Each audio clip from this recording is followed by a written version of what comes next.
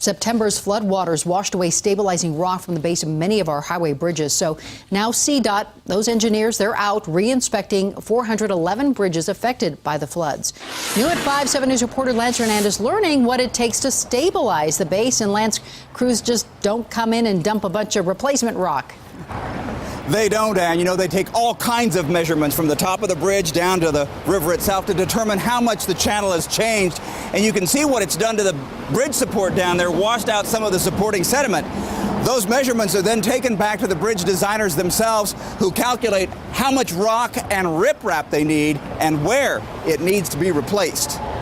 This CDOT engineer got an idea how much soil and rock washed away when he waded into the Little Thompson River under I-25 and plunged down farther than he anticipated. The channel has definitely changed. That's why we need these measurements to go back and assess if there's any change to the foundation of the bridge. Engineers are measuring the distance from the bridge deck to the surface of the river and from the surface of the water to the bottom. They want to know how much channel elevation they've lost.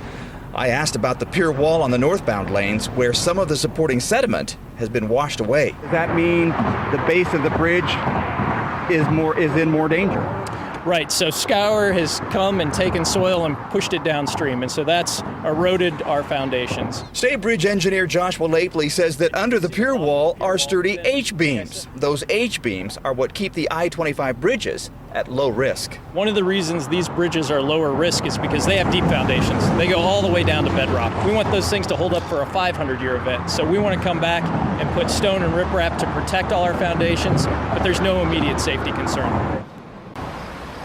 And CDOT engineers tell me they do not want those H-beams to be exposed. That's what the replacement rock is for. Now, I asked when it might be brought in.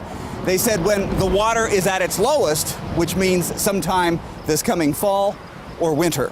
Near Berthoud, Lance Hernandez, 7 News.